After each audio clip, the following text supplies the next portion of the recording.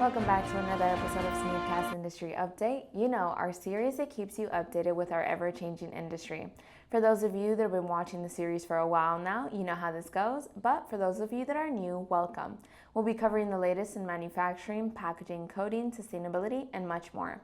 I'm your host, Alexa, and today we'll be discussing topics ranging from Tilray acquiring 4 brands from Molson Coors, to the passing of the creator of Famous Amos, to candy giant Mars acquiring Kellanova, to the U.S.'s first national plastic pollution reduction strategy, and finally, Vice President Kamala's plan to ban price gouging and make housing affordable.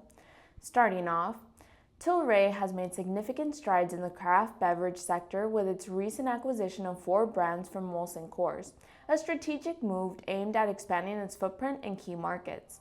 The 4 brands acquired include Hop Valley Brewing Company in Eugene, Oregon, Terrapin Beer Company in Athens, Georgia, Revolver Brewing in Granbury, Texas, and Atwater Brewery in Detroit, Michigan. Following its 2023 transaction with Anheuser-Busch, Tilray Brands Chairman and CEO Irwin D. Simon noted the importance of reacting swiftly to opportunities. When something comes up, you've got to react. Simon emphasized that Tilray's strategic direction prioritizes scale, requesting $50 to $100 million range acquisitions to solidify its craft brand portfolio. With these additions, Tilray aims to hold an 18% market share in the Pacific Northwest, leveraging its existing presence through its prior acquisition of 10 Barrel Red Hook and Wilmer Brothers.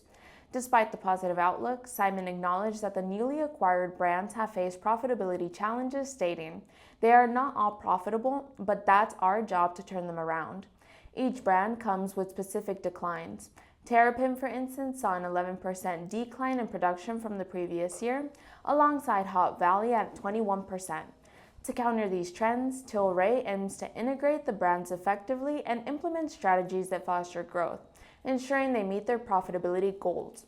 These acquisitions are expected to bolster Tilray's market position, particularly in growing regions like Georgia, Texas, and Michigan. Simon highlighted that acquiring brands in these expanding markets fills crucial gaps in their manufacturing capabilities, enhancing distribution potential. The projected growth from this $250 million deal not only solidifies Tilray's standing as a major craft brewer, but also reflects a broader strategy to enhance its craft portfolio amidst an evolving beverage landscape. The investment and commitment to these brands signal a strong expectation of future growth and sustainability within Tilray, particularly as they capitalize on the established relationships with distributors and the existing consumer demand for craft beverages. Moving on, Wally Amos, the renowned founder of Famous Amos cookies, passed away at the age of 88, leaving behind a profound legacy in both the culinary and the entrepreneurial realms. Born in Tallahassee, Florida, Amos established his cookie brand in 1975, leveraging a cherished family recipe from a single bakery in Hollywood, California. Over the years, he propelled his small homemade cookie venture into a beloved national brand, becoming a symbol of success and pride, particularly in the Black community. Amos achieved significant milestones throughout his career, including his role as a co-founder of Uncle Wally's Muffin Company and later opening a cookie shop called Chip and Cookie in Hawaii. His achievements were powered by an unwavering commitment to quality and community alongside a deep passion for promoting literacy. Wally authored 8 books and served as a spokesperson for Literacy Volunteers of America for 24 years, earning the National Literacy Award presented by President George H.W. Bush in 1991. Despite his success, Amos faced the challenges of maintaining and expanding a food brand in a highly competitive market. He emphasized the importance of hard work and self-belief, teaching his children and future generations to value these traits. "Being famous is highly overrated anyway," he famously stated, reflecting his modest approach to success. Wally Amos's impact extends beyond his culinary accomplishments. He inspired countless aspiring entrepreneurs and promoted the critical importance of literacy. His story resonates as a testament to the power of perseverance and the idea that one can affect change in their community. His children celebrated him as a true original Black American hero, crediting him with instilling in them the values of hard work and the pursuit of dreams, ensuring his legacy will live on in many lives touched by his work. Moving on, in a landmark deal that has caught the attention of market analysts and consumers alike, Mars, the family-owned candy giant known for its illustrious history in confectionery, has announced its acquisition of Kellanova, the maker of household favorites like Cheez-It and other beloved snacks, for an impressive sum of approximately $36 billion. This all-cash transaction, meticulously valued at $83.50 per Kellanova share, marks the largest acquisition in the packaged food sector for 2024 thus far. This strategic move reflects Mars's unwavering commitment to expanding its snacking platform in response to growing consumer demand for high-quality branded snacks that cater to a variety of tastes and preferences. The acquisition is set to blend together a diverse and highly recognizable portfolio of brands, bringing together timeless classics such as M&M's and Snickers with popular snacks like Pringles and Pop-Tarts. This unification aims to create a robust combined entity poised to capitalize on the lucrative and ever-evolving snacks market. Mars' CEO, Paul Weyrich, emphasized the strength of the merger by stating, "We are a bigger and stronger company," while outlining a consumer-friendly approach of absorbing merger-related costs internally rather than passing them on to consumers. With Mars holding a 4.54% share and Kellanova approximately 3.9% of the U.S. snacking market, this merger is strategically designed to enhance their competitive edge and market presence significantly. Despite the positive outlook surrounding this acquisition, the deal emerges in a challenging landscape characterized by stagnating growth trends and intensified competition from private label brands. Kellanova, in particular, has been facing difficulties, notably experiencing a loss of market share in the cereal segment. To tackle these challenges, both companies have laid out plans to invest heavily in their snacking divisions, focusing on innovation and the introduction of more health-conscious options. This approach aims to respond proactively to shifting consumer preference that increasingly favor affordability and wholesome ingredients, aligning with broader trends towards healthier eating. This merger not only signifies a pivotal shift towards increased scale within the industry, but also underscores a broader trend of consolidation as companies seek to fortify themselves against rising inflation and stiff competition. As the U.S. packaged food sector contends with a significant surge in food prices, an increase of approximately 25% from 2019 to 2023, the combined strengths and resources of Mars and Kellanova could provide the resilience and adaptability needed to navigate these economic challenges effectively. Industry analysts have suggested that this significant acquisition could set a precedent, inspiring a strategic pivot for other major players in the food industry towards growth-focused consolidation. This move reinforces the enduring appeal and potential of branded snacks in an ever-evolving marketplace, highlighting the importance of strategic partnerships in driving long-term success. Moving on, plastic pollution has emerged as a significant environmental challenge, with the World Bank estimating that every individual generates an average of 1.6 pounds or 0.74 kilograms of plastic waste daily. As a response, 175 nations are negotiating a binding international treaty aimed at addressing plastic pollution targeted for completion by late 2024.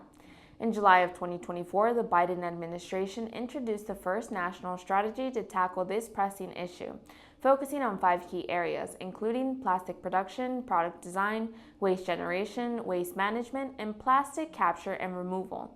Among the noteworthy features of the strategy is the call for a federal standard for measuring microplastics, which have been detected in environments from drinking water to human food chains. The absence of a standardized measuring technique has hindered effective regulation, hence the plan aims to develop consistent methods for quantifying. Additionally, the strategy promotes extended producer responsibility, also known as EPR laws, which would hold producers accountable for managing their products at the end of life, thus incentivizing environmentally friendly practices. Furthermore, it outlines a commitment to banning single-use plastics with the goal of phasing out federal purchases of these items by 2035, setting a precedent for other sectors. Despite the progressive outlook of the new strategy, substantial obstacles remain, especially as projections indicate that global plastic production is expected to double by 2040. Critics argue that a production cap could increase costs for plastic products and create resistance from industry stakeholders. The strategy does not currently propose a cap on plastic production, focusing instead on waste reduction efforts. However, proposals such as the Break Free from Plastic Pollution Act, which includes a temporary pause on new plastic production facility permits, suggest potential avenues for addressing this issue.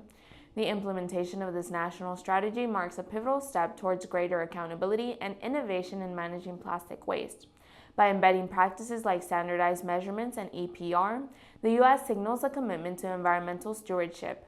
The federal government, as the world's largest purchaser of goods, can play a significant role in shaping market behaviors through its ban on single-use plastics. This shift not only aims to mitigate the effects of rising plastic waste on the environment, but also inspire further legislative actions at state and local levels, encouraging a more holistic approach to the plastic pollution crisis. And we've made it to our final story. As Vice President Kamala Harris gears up for her campaign focused on addressing rising food and housing prices, she is responding to one of the top concerns among voters.